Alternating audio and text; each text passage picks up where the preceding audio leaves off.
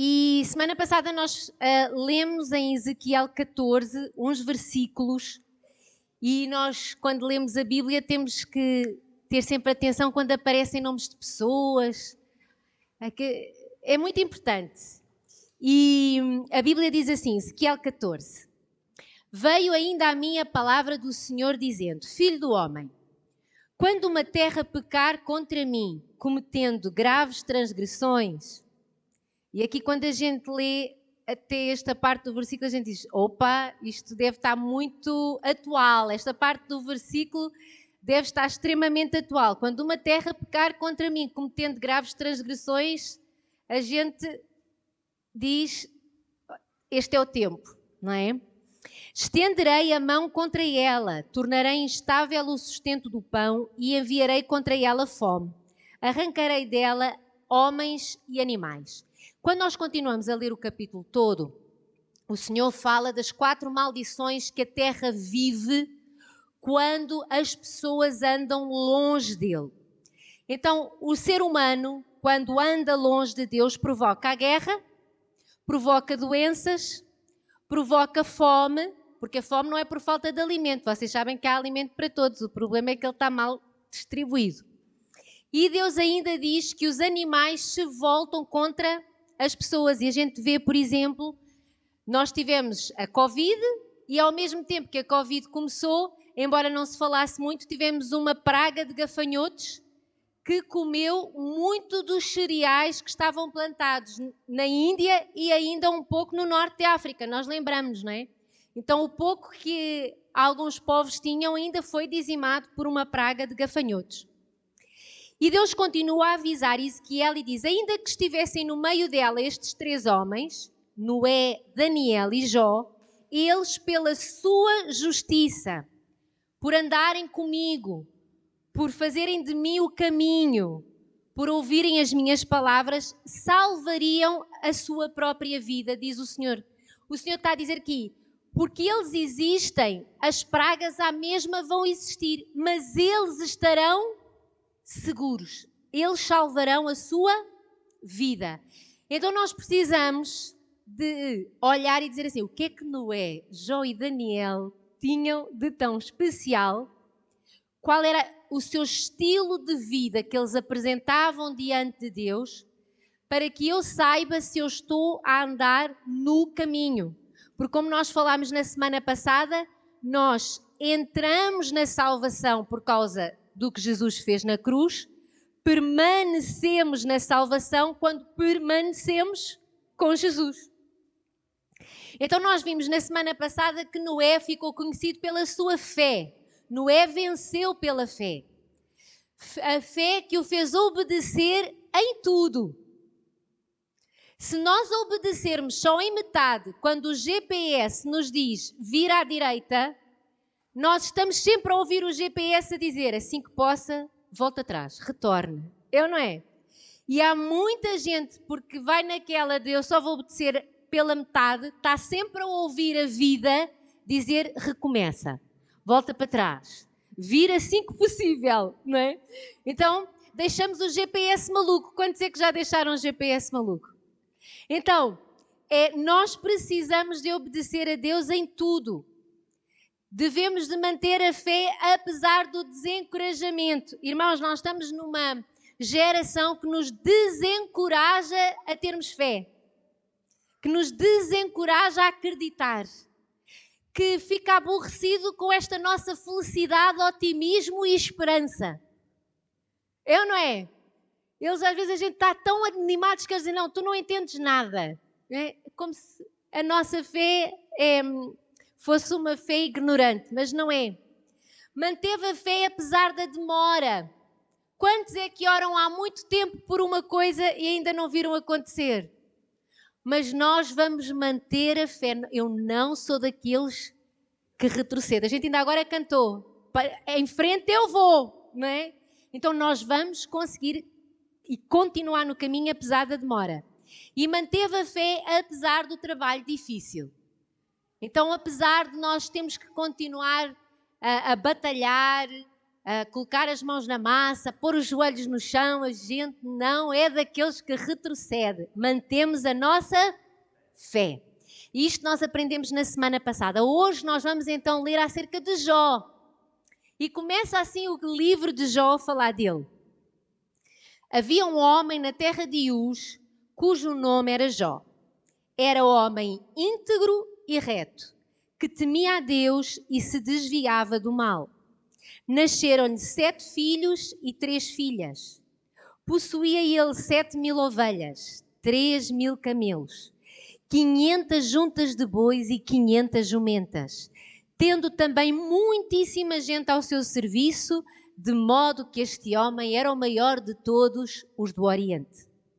Iam os seus filhos à casa uns dos outros e faziam banquetes cada um por sua vez.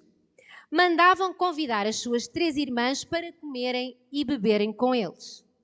E sucedia que, tendo decorrido o turno de dias dos seus banquetes, enviava Jó e os santificava. Levantando-se de madrugada, oferecia holocaustos segundo o número de todos eles, pois dizia Jó: talvez meus filhos tenham pecado e blasfemado de Deus no seu coração. E assim fazia Jó continuamente. Eu amo estes versículos e eu vejo Jó como um homem de família. Ele tinha muitas riquezas e ele tinha que administrar uma fortuna, mas o foco dele era a família. E nós vemos isso como os filhos cresceram unidos. Eles continuavam a fazer churrasco semanalmente, uma vez em cada casa, que era para não pesar em ninguém. Numa época em que as mulheres não eram tão valorizadas, nós vemos aqui que os irmãos não se esqueciam de convidar as irmãs. E nós, quem leu o final do livro de Jó, vê que Jó, quando faleceu, deixou herança tanto para os filhos homens como para as filhas, o que não era uma coisa muito normal na época.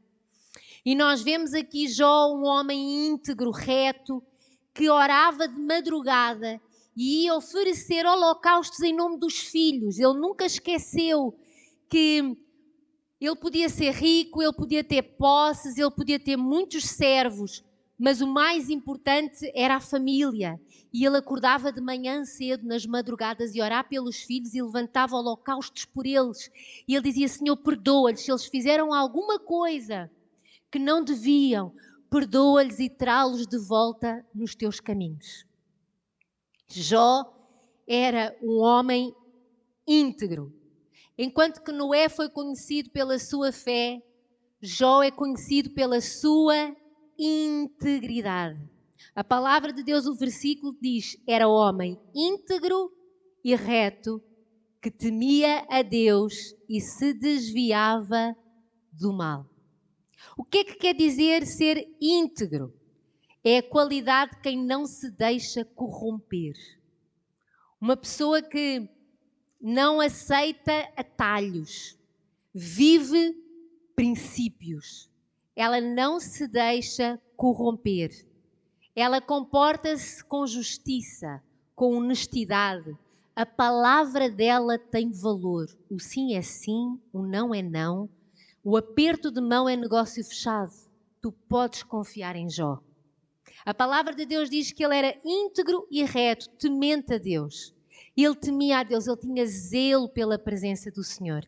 Ele tinha zelo por aquilo que o Senhor lhe ensinava.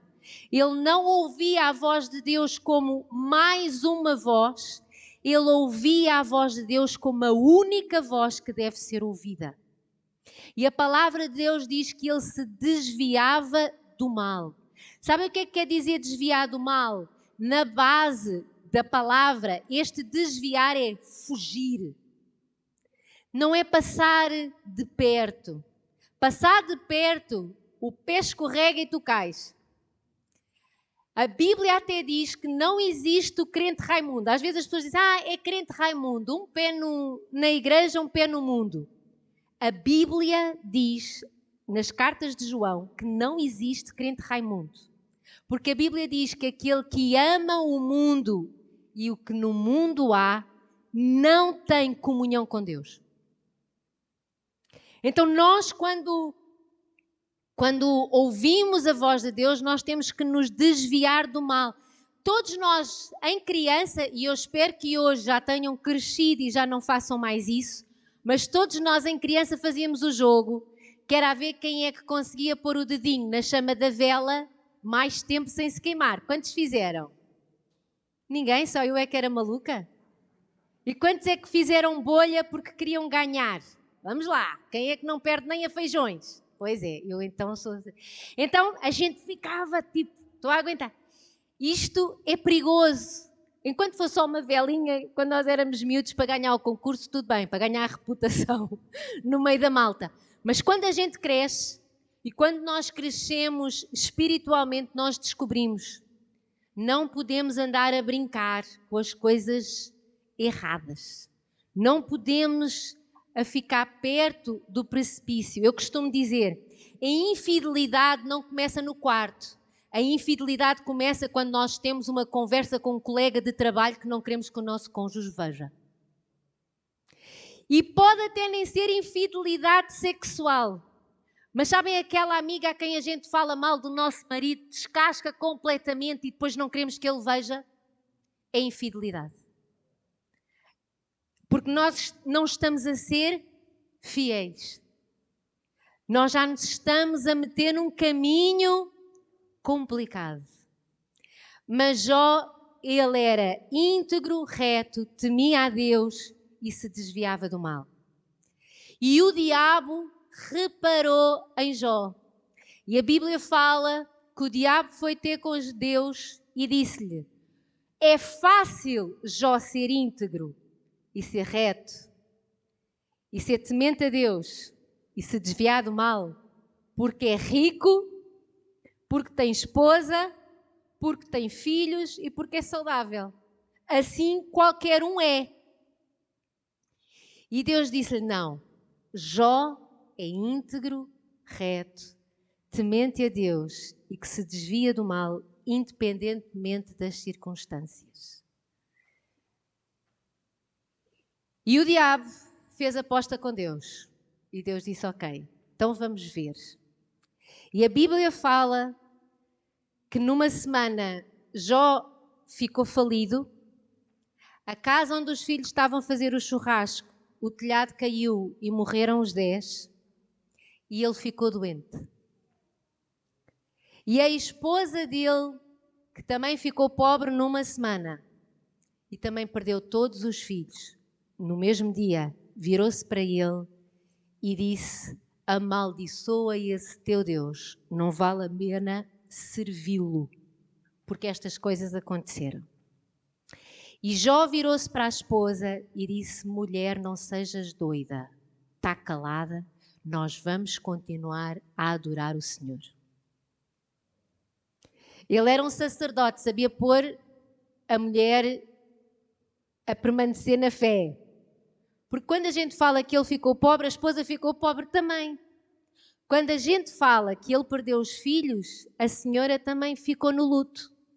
E ele que estava doente e a esposa estava saudável, ele ainda teve que dizer, mulher, não sejas louca. Deus continua a ser soberano em todas as coisas. Cala-me essa boca, fecha-me essa matraca. Então, às vezes, nós mulheres, gostamos de falar desgraças. Gostamos ou não gostamos? Não, não gostamos nada.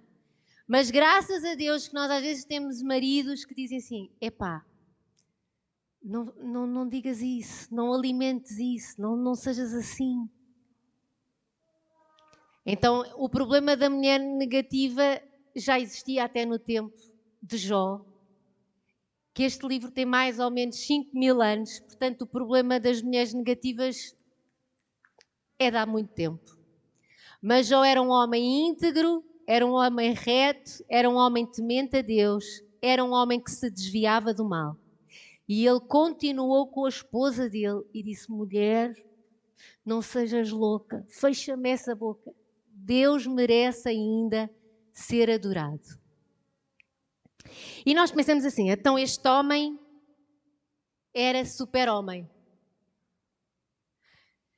A palavra de Deus diz que ele manteve-se íntegro com as finanças, ele era íntegro com os filhos, ele era íntegro com os seus amigos, porque os amigos disseram que ele estava a sofrer tudo o que estava a sofrer porque tinha pecado e agora era Deus a cair-lhe em cima. E ele dizia que não aos amigos, não é isso, não foi nada disso, mas ele continuou a ser íntegro com os amigos, porque Deus mais tarde veio a Jó e disse: eu quero que tu ores pelos teus amigos, perdoa os teus amigos, ora por eles, porque os teus amigos disseram coisas que não deveriam ter dito. E Jó orou pelos amigos. Jó foi íntegro com a sua esposa, porque a palavra de Deus diz que depois ele voltou a ser rico e com a esposa teve mais 10 filhos outra vez. E Jó era íntegro apesar das provações, dos sofrimentos e das lutas. Porque quando está tudo muito bem, é fácil ser íntegro. Mas e quando a porca torce o rabo? Como é que é a nossa integridade? Quando nós somos encostados à parede, como é que ficam os nossos princípios? E para vocês saberem que Jó era gente como nós, quando nós lemos o livro, Jó também teve dúvidas porque é que estava a acontecer tudo isto a ele. A palavra de Deus no livro de Jó nós conseguimos encontrar 34 vezes, 34 versículos em que Jó se queixou, em que Jó se lamuriou, em que Jó não estava feliz com o que estava a viver. E ele chegou-se a Deus e fez 16 perguntas a Deus.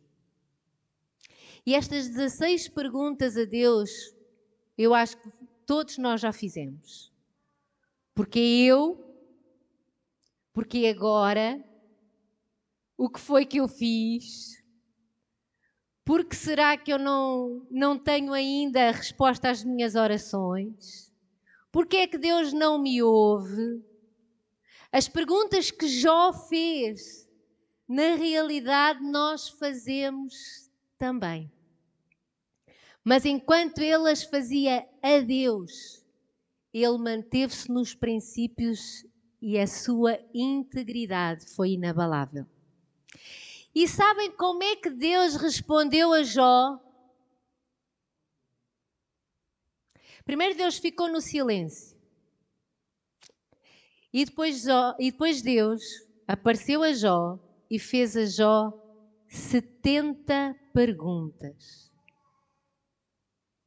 E as perguntas que Deus fez a Jó são aquelas que Ele nos faz a nós também. Que é: quem és tu para me perguntares se podes ou não confiar em mim? Tu conheces o tamanho do universo? Tu sabes quantas estrelas há no céu? Foste tu que criaste os mares? Tu sabes como é que o corpo humano é criado? Tu conheces os meus pensamentos? Tu sabes o teu amanhã? Tu sabes os teus dias de vida? Tu conheces todas as batalhas que eu já venci por ti? Tu sabes todas as coisas? Sabem o que é que aconteceu quando Deus começou a fazer perguntas a Jó? Ele entendeu quem era Deus. E ele descobriu que Deus não nos precisa de explicar nada. Quando nós lemos o livro de Jó, nós sabemos que Jó passou pelo que passou, porque o diabo foi até Deus e disse: olha, se este homem sofrer, ele larga-te. E Jó honrou de tal maneira o nome de Deus porque ele manteve-se íntegro o tempo todo. Mas Deus nunca explicou a Jó porque é que ele estava a passar aquilo que passava. E quando Deus fez as perguntas a Jó, Jó disse assim: eu antes conhecia Deus de ouvir falar, mas agora eu conheço Deus. Quando Deus começa a fazer-nos aquelas perguntas do género: mas eu devo-te alguma coisa? De quem é o oxigênio que a gente hoje respirou? De quem é o oxigênio? Quem é que criou o oxigênio? De que é que a gente reclama, gente? Todos nós passamos por coisas que não temos resposta de Deus. Mas aqui a nossa integridade e a nossa fé tem que ser inabalável. É, Senhor, eu não compreendo. É como quando Pedro passou a noite toda sem pescar nada. E quando Jesus lhe disse, atira a rede para o outro lado que vais pescar. Os barcos naquela altura, eles eram de uma largura entre 1,80 m e 2,20 m. Então, pôr a rede de um lado ou de outro, estamos a falar de uma distância no máximo de 2,20 m. Para o peixe não faz diferença nenhuma. Deste lado e durante uma noite inteira, Pedro não pescou nada. E quando Deus lhe disse, atira com a rede para o outro lado, Pedro, ele só disse, bem, nós pescámos a noite inteira e não pescámos nada, mas pela tua palavra eu vou agora atirar para o outro lado e vou ver o que é que dá. E a palavra de Deus diz que os peixes encheram as redes, Pedro teve que chamar outro barco para os vir ajudar. E graças a Deus que Pedro não foi pedir explicações a Jesus. Olha lá, não podias ter feito um milagre 12 horas antes? Porque é que eu tive que trabalhar a noite toda sem pescar nada? Tu não és Deus para fazer a coisa assim? É engraçado que depois do milagre a gente nunca tem muito... Não vamos refilar muito com Deus, mas até o milagre acontecer, às vezes é um refilanço. A gente não vai orar, a gente vai refilar. Mas nós precisamos de mudar isso. E aceitar que o Senhor é Deus. Deus restaurou Jó, mas não lhe deu explicações. Eu já enterrei gente muito próxima de mim. Eu apenas aceitei aquilo como algo que faz parte da vida, sem explicações. Nós todos já passámos por luto, por doenças, alguns por falências, por desempregos, por desânimos, por divórcios. Há alturas, meus amigos, que em vez de estarmos à espera de uma explicação, nós temos que nos chegar a Deus e dizer, Deus, restaura-me. Ajuda-me a recomeçar agora. Não preciso de mais explicações, vou colocar a minha vida aos teus pés e vamos para a frente, porque para trás não dá mais. Quando Jó orou pelos seus amigos, o Senhor restaurou-lhe os bens e a felicidade. E com efeito o Senhor tornou a dar-lhe, a dobrar tudo o que dantes possuía. Nós precisamos de manter a nossa integridade. Tenho aqui a fotografia de uma ponte. E tal como se calhar alguns de vós, durante muito tempo, eu pensei que estas coisas bonitas em cima da ponte eram apenas design paisagístico. Mas estes cabos de tensão, eles são extremamente necessários para as pontes, porque eles ajudam a manter a integridade da ponte. Nós precisamos de uma ponte inteira. E nós precisamos, na ponte, que ela seja colocada sobre base firme. Por isso, a maioria das pontes, quando é criada nos rios, temos que atirar com toneladas e toneladas de betão para elas terem a base firme onde estão alicerçadas. E a palavra de Deus diz que nós precisamos de nos colocar sobre a rocha e a rocha é Cristo. Só que as pontes também precisam de aguentar a pressão de ventos. Por isso é que elas precisam de alguma maneira serem maleáveis. A ponte do 25 de Abril, por exemplo, e todos nós já passámos por cima dela, a gente até ouve o vento a passar no meio. E ela pode oscilar 1,5 metro. A gente está no carro, parece que ela está sempre assim. Mas ela, na realidade, oscila. A ponte Luís do Porto até me assustaram, porque eu estava a falar uma vez com um lá do Porto e ele estava-me a dizer que estão sempre lá engenheiros porque perdem-se parafusos E a gente pensa assim, meu Deus. Mas ele diz, não, mas isto é normal, é só, está sempre lá a haver manutenção para que os parafusos que às vezes vão se desgastando sejam recolocados. Mas a vida, ela é feita de abalos. Vou-vos dizer, não existe vida sem abalos. Nós estávamos tão bem na barriguinha da nossa mãe, a descansar, temperatura 36 graus e meio, flutuávamos dentro d'água, estávamos sempre barriguinha cheia, sem precisarmos de grande esforço, e de repente um abalo, e a gente teve que passar por um caminho estreito, veio uma luz que quase nos cegou, ficámos sem ar, trememos de frio, chorámos e alguém disse assim, pronto, já cá está. A nossa vida cá fora começa logo com um tremendo de um abalo. Toda a nossa vida é feita de abalo. Nós nascemos porque nós aguentamos a pressão do nascimento. É um abalo.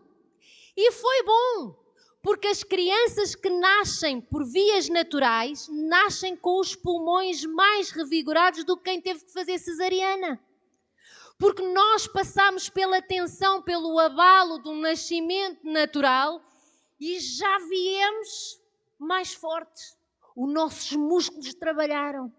A gente abriu caminho e viemos sozinhos e cheios de garra.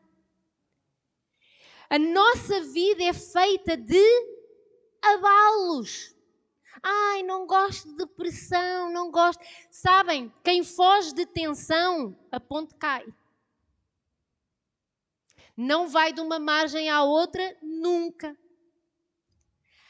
Bate as pernas para não afundar.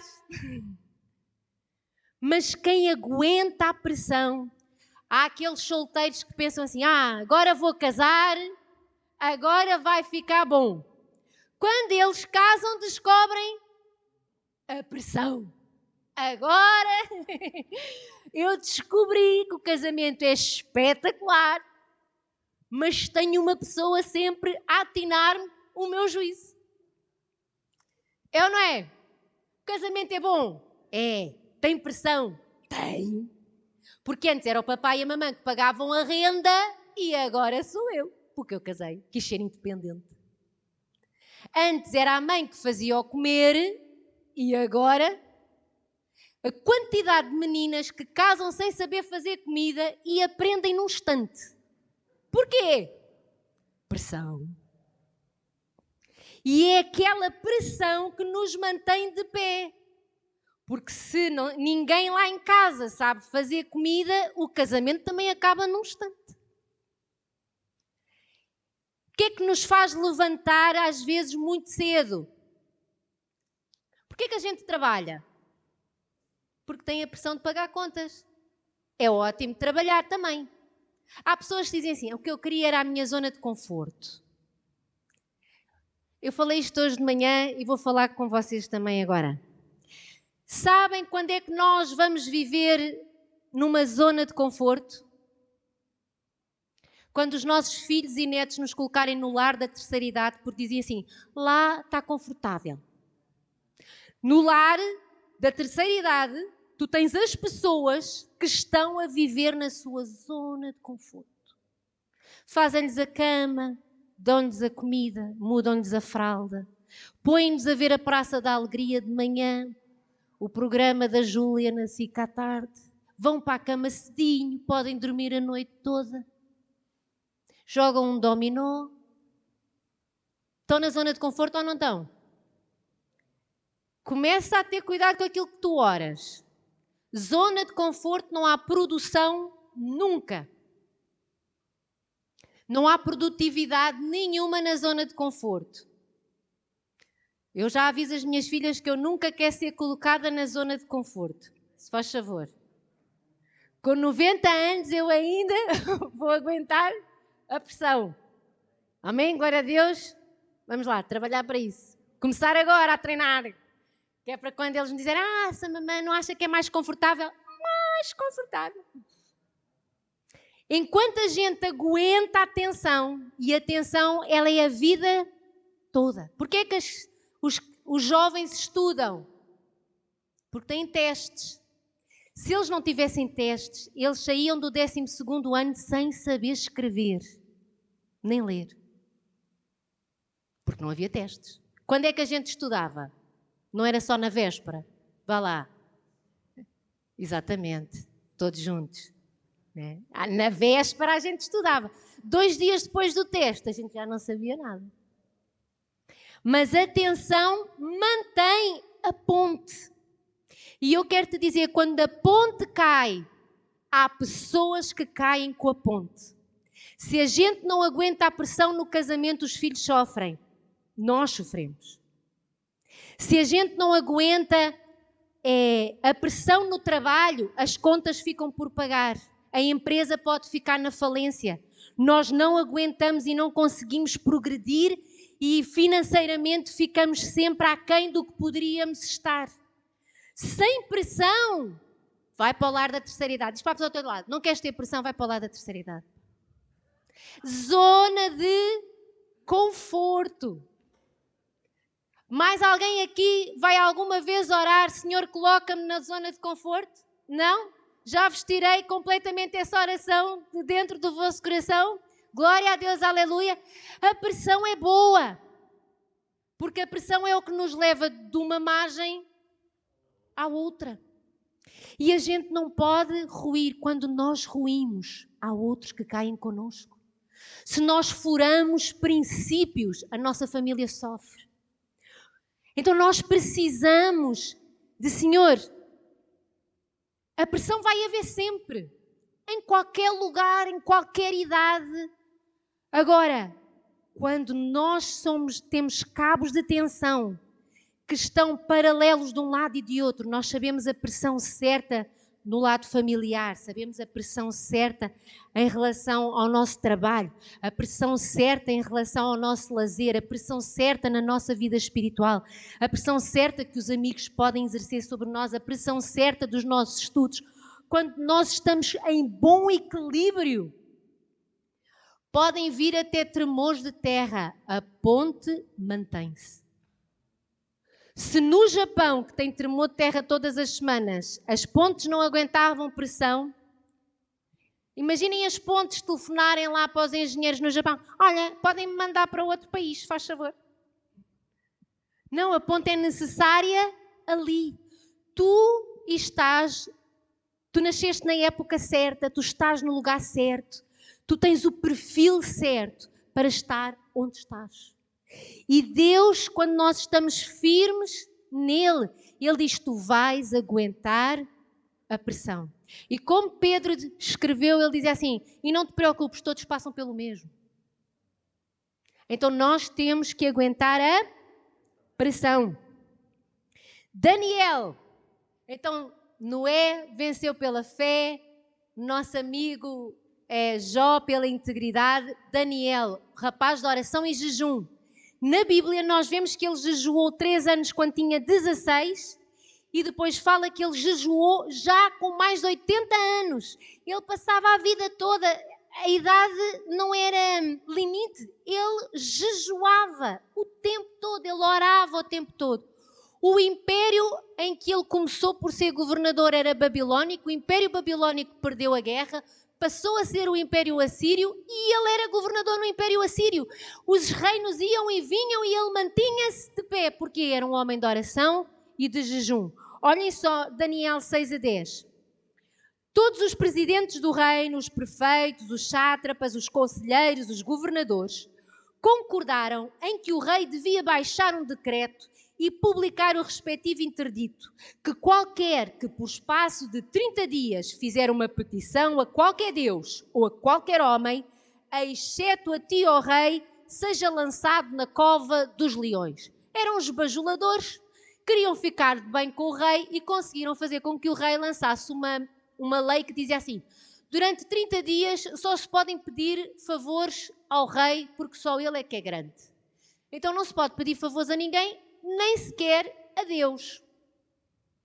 Quando Daniel soube que o edital estava assinado, entrou em sua casa, no seu quarto em cima, onde estavam abertas as janelas que davam para o lado de Jerusalém, e 3 vezes no dia se punha de joelhos e orava, e dava graças diante do seu Deus, como também antes costumava fazer. Irmãos, nesta altura ele já estava velhinho, mas aqueles joelhos continuavam-se a dobrar, não havia artrite ou artrose que o parasse. Aquelas pernas já estavam velhinhas, mas ele continuava a subir ao seu quarto de oração 3 vezes por dia e ele orava. Haja decreto ou não haja decreto. E é muito importante nós orarmos. Jesus orava sempre. Jesus ensinou-nos como orar. Ele ensinou o Pai Nosso. Há uma oração que eu gosto muito e que ora-se muito no final da igreja, que é que está em 2 Coríntios 13, 14, mas eu quero que vocês já ouviram isto do Aguinaldo orar isto muitas vezes, mas é a graça do Senhor Jesus Cristo, o amor de Deus Pai e a comunhão no Espírito Santo esteja convosco. Sabem, é daquelas orações rápidas que qualquer um pode decorar e orar todas as manhãs. A gente acorda de manhã e diz: Senhor, que a tua graça, Jesus, esteja comigo hoje. Que o amor do Pai me envolva hoje. E que hoje eu caminhe com o Espírito Santo. É tão curta, mas é tão boa. E nós precisamos de jejuar. Fortalece o nosso espírito, aumenta a nossa fé, dá-nos direção, traz à luz aquilo que estava escondido. Quando Jesus disse, esta casta de demónios só sai com oração e jejum, na realidade o demónio sai em nome de Jesus, pela oração. Quando nós dizemos sai em nome de Jesus, é o nome de Jesus que o demónio obedece. Porquê é que Jesus disse para nós, esta casta de demónios só sai com oração e de jejum? A oração é para o demónio sair. O jejum é para nós termos fé para dizer para o demónio sair. Porque há pessoas que quando veem o demónio, em vez de dizer para ele sair, dizem assim, com licença, não sabia que isto já estava ocupado. Eu não é? Eu já vi pessoas... desculpe. Então, o jejum aumenta a nossa fé. Daniel era um homem de fé. Olha o que ele fez quando tinha 16 anos e que durante anos ele jejuou e só comeu hortaliças e frutas. Ele e mais 3 amigos. Estes 4 jovens, Deus lhe deu o conhecimento e a inteligência em todas as letras e sabedoria. E a Daniel ainda deu entendimento em toda a visão e sonhos. Há pessoas que dizem assim, Deus não tem falado comigo. Se nós não abrirmos a Bíblia, se nós não orarmos e não jejuarmos, realmente Deus não fala. Porque a gente, na realidade, não está a falar com Ele, não nos estamos a aproximar dEle. Quando nós nos aproximamos dEle, Ele fala. Eu queria falar 4 coisas que nos ajudam, porque nós precisamos de orar e jejuar, para conseguirmos ver a nossa integridade manter-se inabalável em todas as circunstâncias e a nossa fé crescer ao longo da nossa vida. Amém? Então, número 1, temos que crescer individualmente. Nós não sabemos tudo.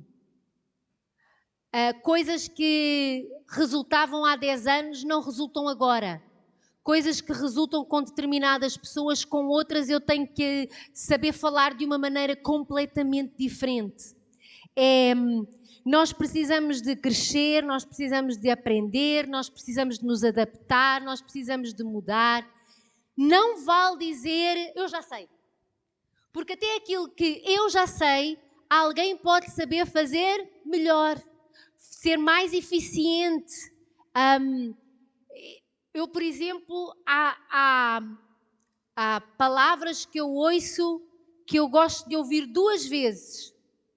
Porque a primeira foi ouvir o geral. Depois eu vou ouvir de novo para perceber, para tentar entender as coisas com mais atenção. Quase todas as palavras que eu ouço acabo por ouvir 2 vezes. Há livros que a gente lê uma vez, mas há outros livros que a gente diz assim, pá, eu tenho que ler mais uma vez este livro, porque eu sei que ele me fez bem há 3 anos e há coisas que eu já esqueci. É ou não é? A gente tem que estar se nós estivermos a pensar nos cursos que já fizemos, nos diplomas que temos, nós ficamos tão na nossa zona de conforto. E nós precisamos de aprender sempre, crescer. 2, não te esqueças que estás numa batalha, mas que Deus promete a vitória. A primeira batalha que nós temos que vencer é a dos nossos pensamentos. Porque Deus diz que nós não temos culpa que o passarinho voe por cima da nossa cabeça. Mas se a gente esquece que está numa batalha e imagina que está na praia, o passarinho faz o ninho e de repente uma coisa que era loucura, nós agora até estamos a pensar nela com muito amor e carinho. E depois a gente pensa assim, isto aqui é mais perto da minha zona de conforto. Normalmente os ninhos é zonas de conforto. Quantos é que já perceberam isso? Os ninhos que se fazem na nossa cabeça é sempre à procura lá do lar da terceira idade. Alguém quer ir para o lar da terceira idade? Vocês nunca mais vão pedir a zona de conforto. Então, nós precisamos de combater rapidamente pensamentos negativos e confusos.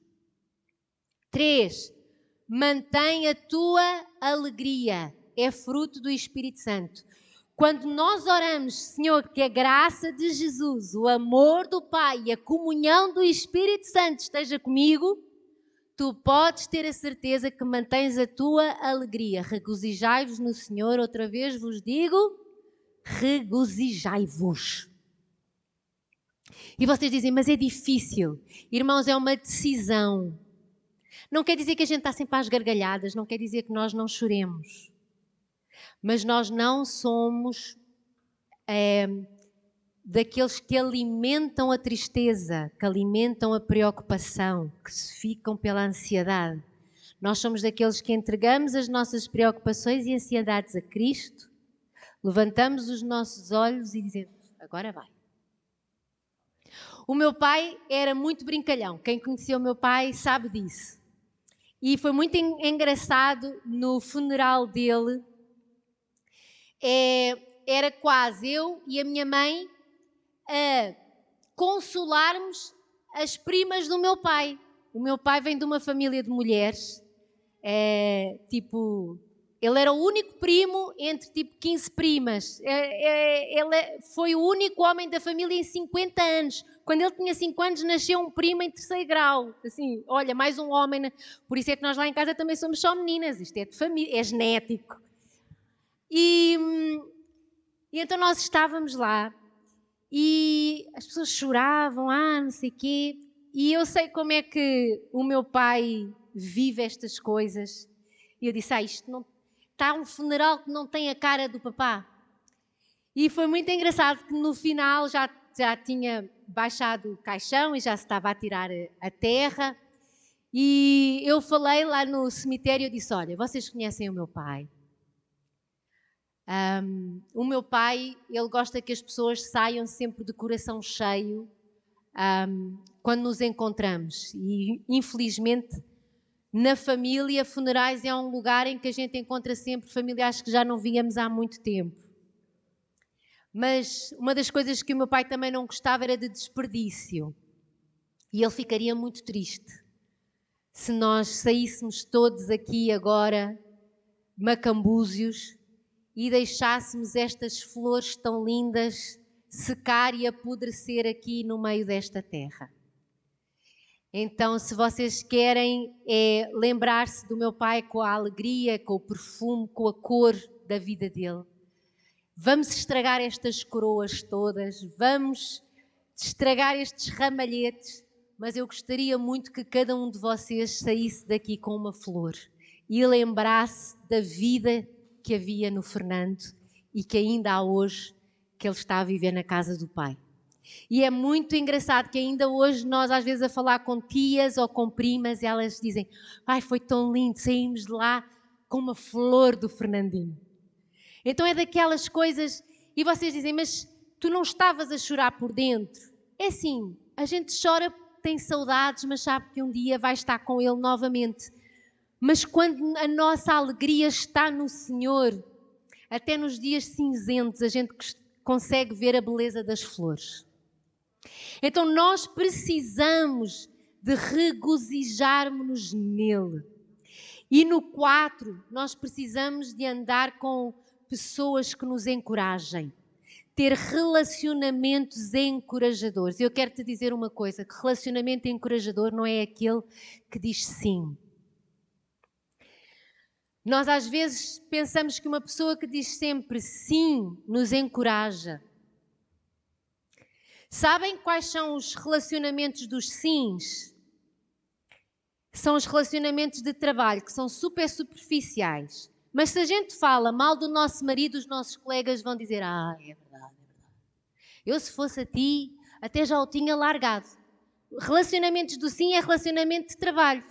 Ah, pois é, então. Quando a gente no trabalho fala que os dinheiros estão curtos, alguém diz que é mentira?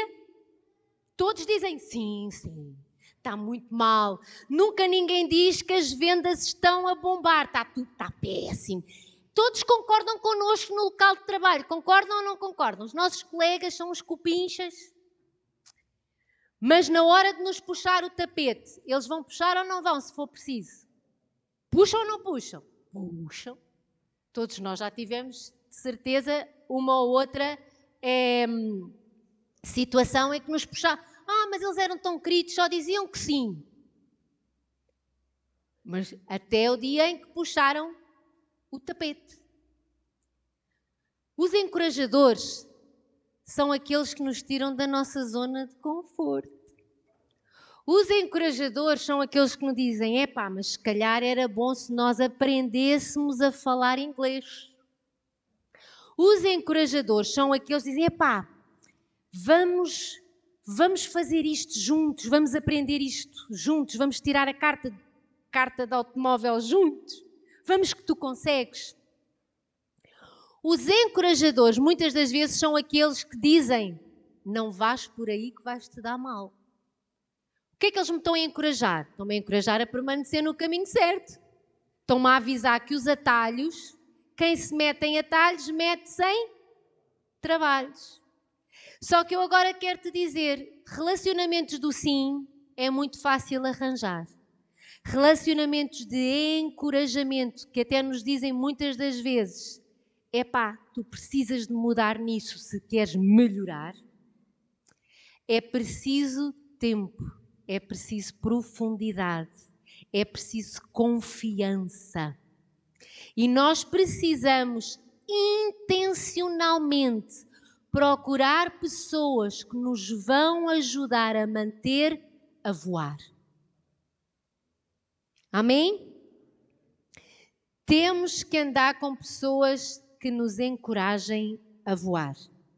E embora esta história por vocês já seja conhecida, porque eu já falei nela noutras alturas, o cavalo belga é é a raça mais forte do mundo. É a belga. Não é a mais bonita, mas é a mais forte. Não é a mais rápida, mas é a mais forte.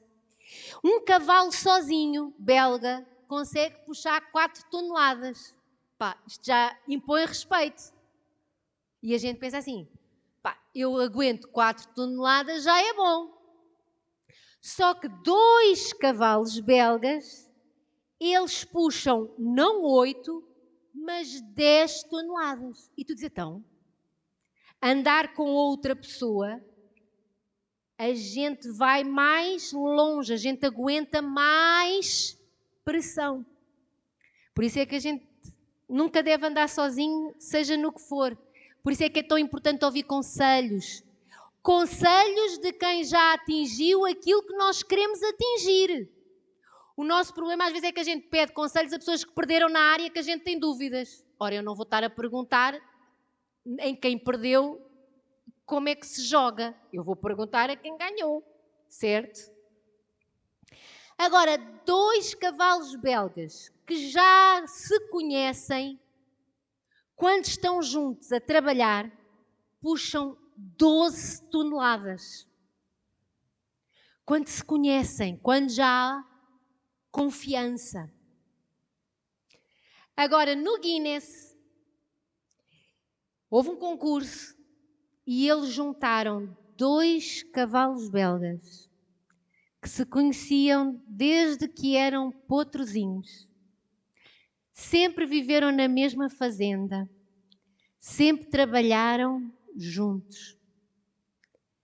A gente lembra-se, um cavalo puxa 4 toneladas, mas 2 que sempre se conheceram, confiam um no outro, encorajam-se um ao outro, andam juntos a vida toda. Eles puxaram mais de 20 toneladas.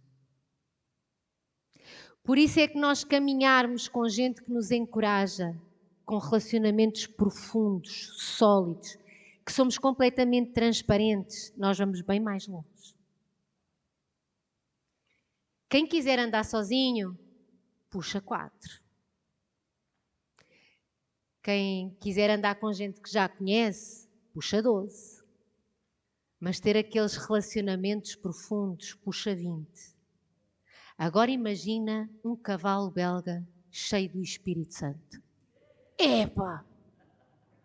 Com o Espírito Santo, um cavalo belga, isto é a dupla imbatível. Haja dinamite. Não para nunca mais. Vamos nos colocar de pé.